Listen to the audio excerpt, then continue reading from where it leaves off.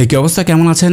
আজকে কথা বলবো শাকিব খানের এই যে খবর দে, এইটা একটা কি বলবো, এটাকে গান বলবো নাকি লিরিক্যাল সং বলবো, যাই হোক এটাকে যাই বলেন না কেন সেটা কেমন লেগেছে অ্যাকচুয়ালি বলতে গেলে এই যে খবর দে, যখন সিনেমা হলে বসে এই যে স্টার্টিংটা দেখছিলাম সেইটার সাথে এইটার কিন্তু কোনো মিল নেই। যারা তাণ্ডব সিনেমাটা দেখেছেন তারা এই বিষয়টা খেয়াল করতে পারবেন। এখানে অনেক শাকিব খানের সিন ঢুকানো হয়েছে, যেটা আসলে চরকির অথবা এসবিএফের ইউটিউব চ্যানেলে প্রকাশ করা হয়েছে। সেইখানে অনেক শাকিব খানের সিন ঢুকানো হয়েছে, বাট আপনি যখন সিনেমা হলে এইটা উপভোগ করবেন তখন কিন্তু এগুলো পাবেন না, শাকিব খানকে পাবেন না। বাট মার্কস এবং এই যে তারা সবাই একত্রিত হচ্ছে একটা বাসের মধ্যে, একটা মিশনে যাচ্ছে, এই ব্যাপারগুলো আপনারা সিনেমা হলের যে ফার্স্টে থাকে এইটা আপনারা ধরতে পারবেন।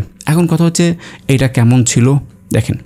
খবর দে এইখানে এই যে একটা তৎপরতা, এই যে একটা এনার্জেটিক একটা মোমেন্ট আসলে দর্শকদের সাথে ক্রিয়েট করার চেষ্টা করেছে আসলে মিউজিক ডিরেক্টর বলেন অথবা পরিচালক বলেন, এইটা কিন্তু আসলে আপনার 80% ওয়ার্ক করেছে, 100% ওয়ার্ক করেনি। যখন আসলে আমরা এই যে খবর দিই এইটা ইউটিউব চ্যানেলে দেখছি, সেইখানে কিন্তু ভলিউমটা আসলে খবর দিই এই ব্যাপারটাকে আরেকটু লাউডলি আসলে প্রেজেন্ট করা যেতে পারতো। হ্যাঁ, সিনেমা হলের বিষয়টা অথবা সিনেমাতে যে ব্যাপারটা থাকে সেখানে একটু কম ছিল, মেনে নিছি। বাট যখন একটা ইউটিউব চ্যানেলে এই জিনিসটাকে সিনেমার একটা প্রমোশনের অংশ হিসেবে ড্রপ করা হয়েছে, সেইখানে আরেকটু লাউড হওয়ার দরকার ছিল। ওভারঅল কিন্তু যেই লিরিক্সগুলো ছিল এইগুলো কিন্তু ফাটিয়ে দিয়েছে।